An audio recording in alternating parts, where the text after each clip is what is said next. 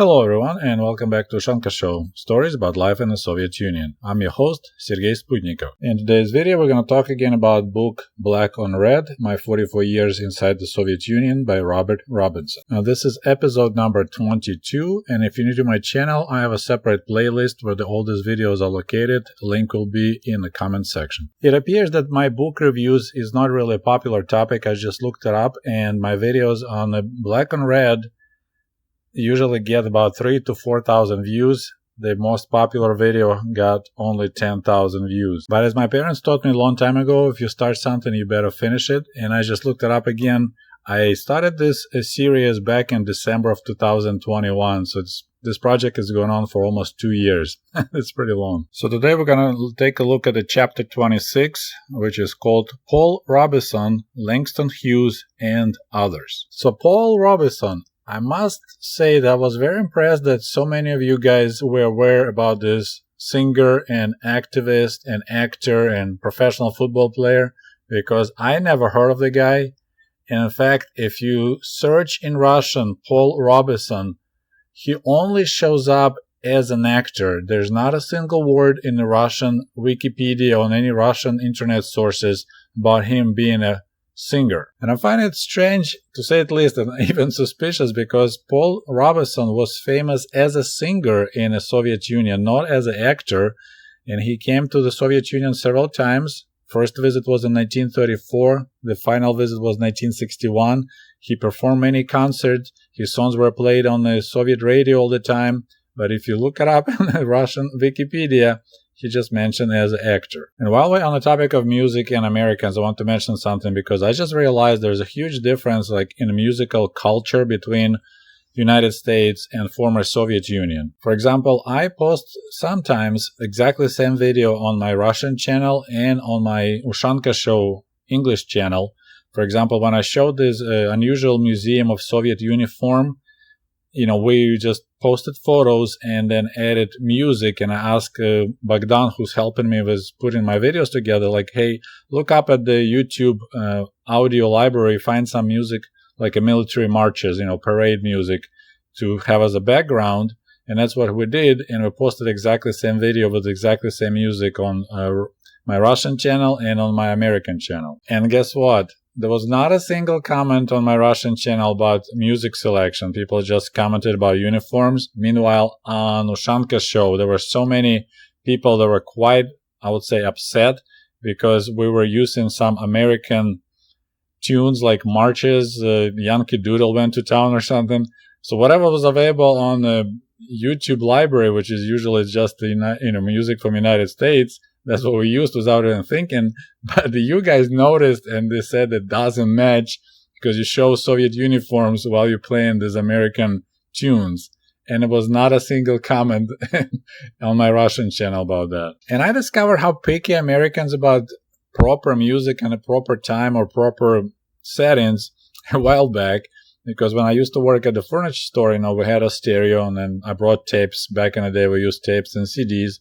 And quite a few tapes, there was just my selection of different songs that I liked. They just put on one tape. And guess what? A couple of songs on that tape was my favorite, what the Americans call Christmas songs. But I never thought of them as a Christmas songs. Just the songs that I liked was Mariah Carey, All I Want for Christmas Is You. I just really liked that song.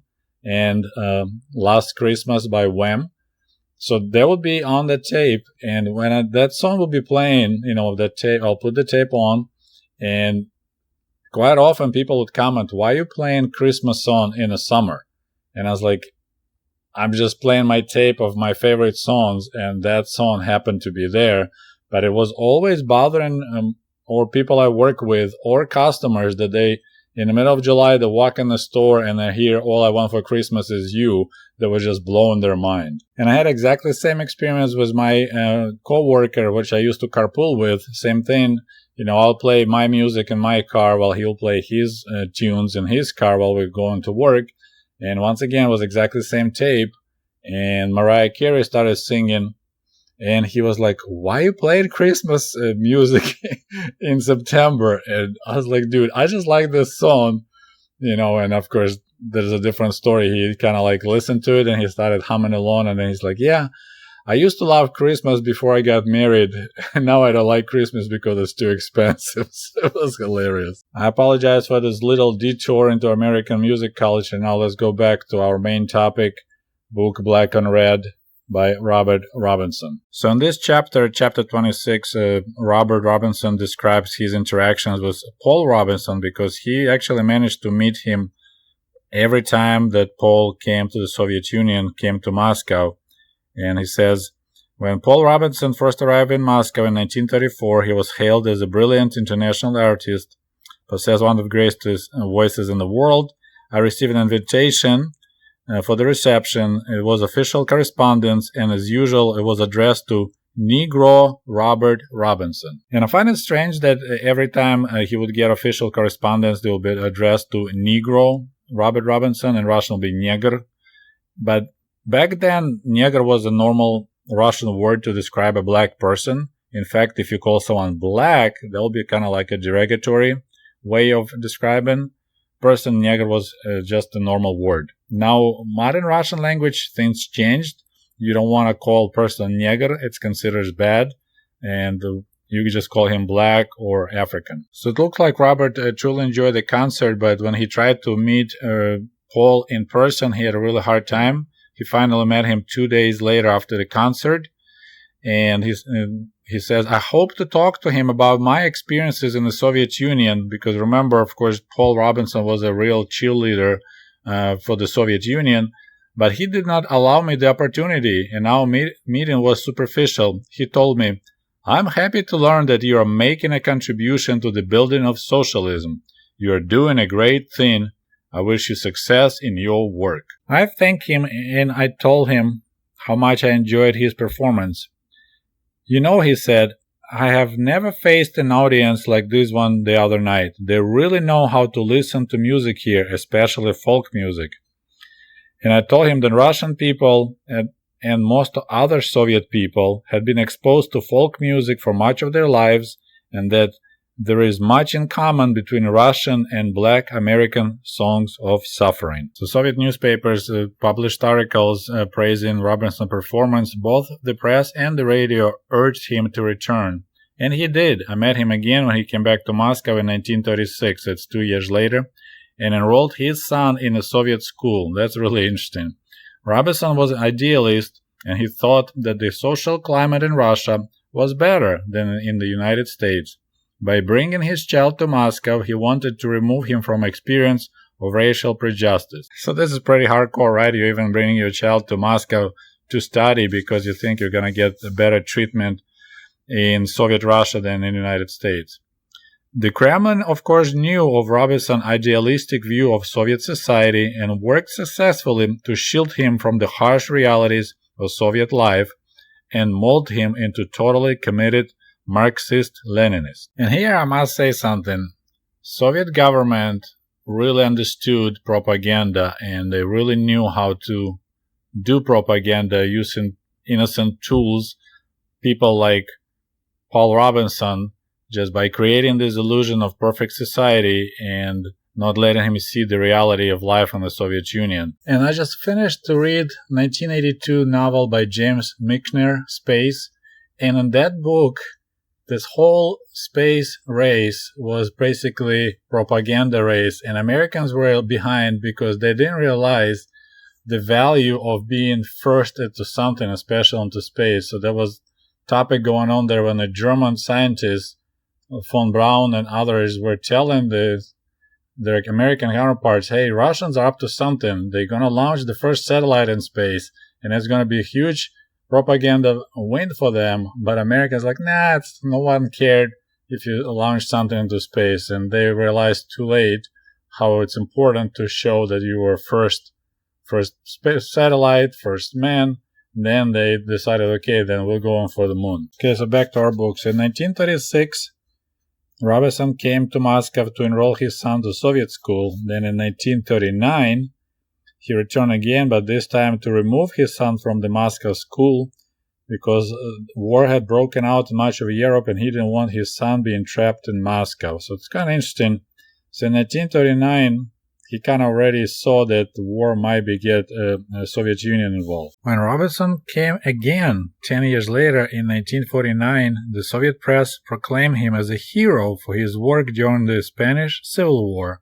Media accounts said that he risked his life to entertain the International Brigade. Robeson performed 3 concerts in Moscow and then toured other cities of the Soviet Union. So the guy was all over USSR. It's quite interesting that modern days Russia, back in the 80s in the Soviet Union, no one remembered about him. And by this time, our main character, Robert Robinson, those 2 names are so close, Paul Robeson and Robert Robinson, realized that he would like to leave Soviet Union and move somewhere else. But of course, since he lost his American citizenship and became a citizen of USSR, that was not that easy. So in 1946, 3 years before Paul Robeson returned to the Soviet Union, Robert Robertson talked to Ethiopia's ambassador in Kremlin, and he told him that he would like to get out of the Soviet Union, and ambassador invited him to go to Addis Ababa, so it's the capital of Ethiopia, I believe, to help with their newly opened technical school. But unfortunately, when that ambassador went home on vacation, he passed away. So once again, Robert Robinson found himself stuck in Moscow. So realizing that he will be welcome to Addis Ababa if only he could out, he approached Paul Robeson in Moscow in 1949 and asked if he would intercede with the Soviet authorities to allow me to go to Ethiopia. And that is a good part. So he listened attentively and said, "Robinson, I understand what you have said, but I cannot give you an answer right now. I will let you know soon." So then he performed at the Zeal Auto Factory. Then he avoided talking to Robinson again because he had not had time to think about it. So a week later, when he tried again to see Paul Robinson, he was stopped by another black man named Stevens, who opened the door for me, and he said the following angrily: "What do you think you're doing, Robinson, running away from here? You must stay right where you are. You belong here for good of the cause. Or maybe you're trying to tarnish Paul's reputation by getting him involved in your attempt to leave. This is all I have to say to you. You may go now." So there was his failed attempt to use this popular singer to get out of the Soviet Union. When Paul Robeson returned to the United States after his triumphant tour of the Soviet Union, U.S. authorities invalidated his passport for having him made what they were considered to be anti-American statements.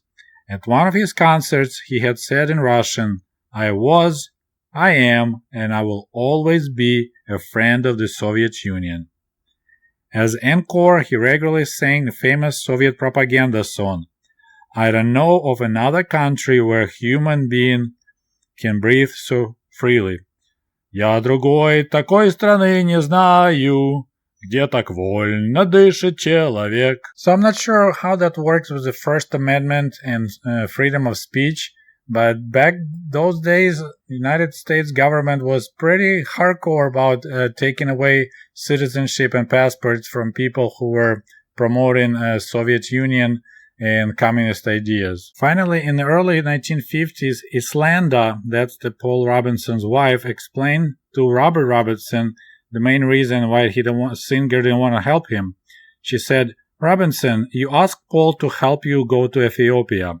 We have thought about your request, and he has decided that he cannot help you. You see, we not really know you well enough to know what is on your mind. Suppose he were to help you leave, and then when you arrived to Ethiopia, you decided to turn anti-Soviet.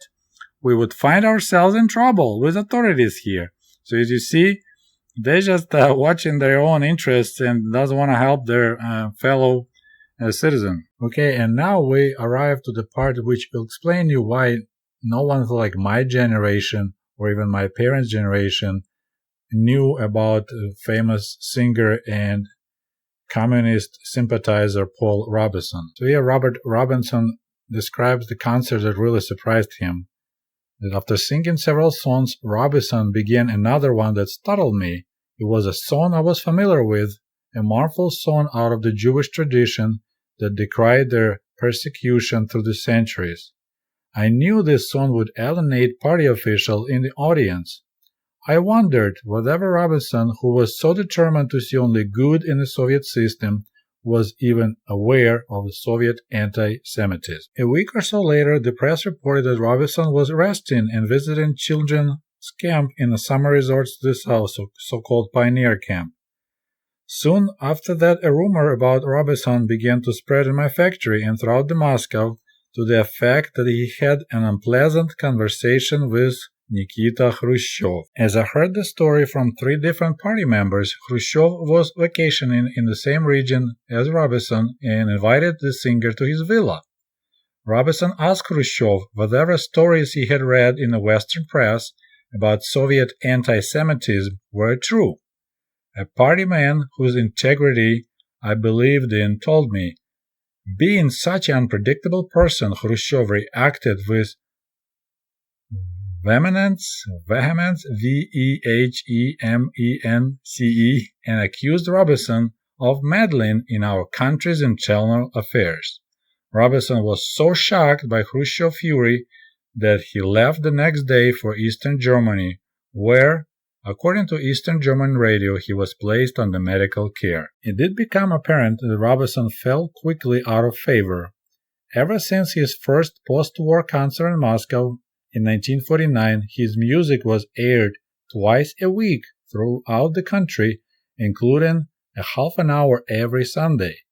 I used to listen to his music regularly. I would pick up the broadcast that was relayed from the radio station Mayak. Its beacon means to Soviet commercial ships all over the world. But as soon as rumors of Robeson's controversy with Khrushchev arose, the broadcast of his music ceased. I never again heard his voice over Radio Moscow and never read another word about him in the Soviet press. This is why I had no idea about the guy. He was erased from the collective memory of a nation he had admired. Robeson was the darling of the Soviets as long as he blindly toed their ideological line, but was made a non-person when he questioned Soviet domestic policy. And this is really interesting part right here. I learned through foreign visitors that Robeson's health declined quickly after his encounter with Khrushchev, and he remained sick until his death. It seemed that the poor man died of a broken heart. You know, looking how Novichok poison was used extensively in Russia and abroad, I believe the guy was poisoned. It was not a broken heart. He got Khrushchev really mad, and Khrushchev was afraid that Robeson will flip and will start providing anti-Soviet propaganda, and they decided to poison him. Though that's just my guess. Okay, now we need to put aside my 44 years in the Soviet Union book and actually look at, for additional information, what happened between Robeson and Soviet officials. And I found it online on a website called Forward, which is Jewish independent and non-profit website. So it claims that Robeson had friendship with the Yiddish poet Idzik Feva, whom he met in the early 1940s, and their appearances together with members of Jewish anti-fascist committee, which included many leading Soviet Jewish writers. So that's in Soviet Union. In 1949, when Robeson made a visit to the USSR, he requested to meet with Feva.